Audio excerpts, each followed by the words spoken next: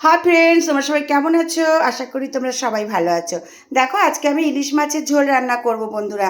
ইলিশ মাছের জন্য আমি কাঁচা কলা আর বেগুন কেটে নিয়েছি, আর এখানে একটা মশলার পেস্ট তৈরি করে নিয়েছি।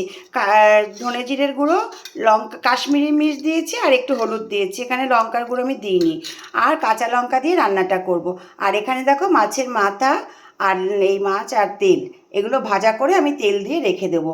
এই হচ্ছে আজকে রান্না করব। চলো তোমাদের সঙ্গে নিয়ে রান্নাটা শুরু করে দিই। ফ্রেন্ডস, দেখো রান্না করতে চলে এলাম। দেখো বন্ধুরা, আজকে আমি ইলিশ মাছের ঝোল রান্না করব। তার জন্য দেখো আমি এখানে ইলিশ মাছগুলোকে ভেজে নেব।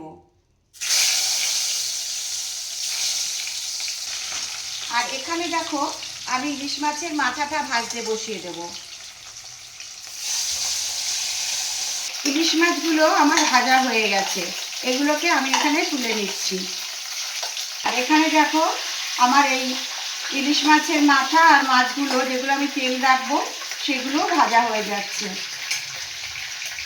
আচ্ছা, এর মধ্যে আমি তেলটাকেও দিয়ে দিই। তেলটা আমি আগে দিইনি, তেলটা লাস্টে দিলাম, বুঝলে বন্ধুরা। এর মধ্যে কাঁচা কলাগুলোকে আগে ভেজে নেব।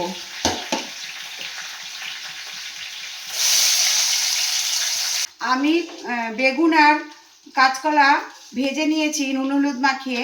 এবারে আমি তেলের মধ্যে কালো জিরে ফোড়ন দিয়ে দিলাম, আর দুটো কাঁচা লঙ্কাও দিয়ে দিলাম। এবারে দেখো আমি যে মশলার পেস্টটা তৈরি করে রেখেছিলাম, সেটাকে আমি এর মধ্যে দিয়ে দিচ্ছি। এই মাছের মাথাটা ভাজা হয়ে গেছে, এটাকে আমি এবার ঢেলে নেব। দেখো মশলাটা থেকে আমার তেল ছেড়ে দিয়েছে। এবারে আমি এর মধ্যে জল ঢেলে দেব। আমার ঝোলটা ফুটে গেছে।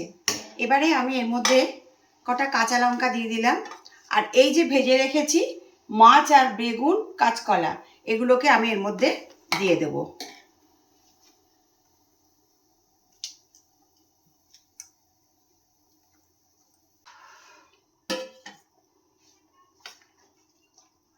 তোমরা কারা কারা এইভাবে রান্না করো বন্ধুরা, আমাকে কিন্তু একটু জানাবে। দেখো কাঁচকলা বেগুন দিয়ে ইলিশ মাছের হালকা ঝোল। এত গরম পড়েছে, দেখো খেতে তো সবারই ইচ্ছা হয়, বলো কি করব, হালকা করেই রান্না করে দিয়েছি। কাঁচকলা বেগুন দিয়ে ইলিশ মাছের ঝোল আমার অলমোস্ট ডান। এবার এটাকে আমি বাটিতে সার্ভ করে দেব। কেমন হয়েছে রান্নাটা অবশ্যই তোমরা কিন্তু আমাকে জানাবে, ভালোবাসা নিও। ইলিশ মাছের মাথা আর মাছ ভেজে তেল শুদ্ধ রেখে দিয়েছি। কালো জিরে, কাঁচা লঙ্কা, কাঁচকলা বেগুন দিয়ে ইলিশ মাছের ঝোল আমি রান্না করে বাটিতে সার্ভ করে দিয়েছি। ভিডিওটা যদি তোমাদের ভালো লাগে একটা লাইক কমেন্ট করো। এরপরে অন্য কোনো ভিডিও নিয়ে অবশ্যই তোমাদের সামনে চলে আসবো। টাটা।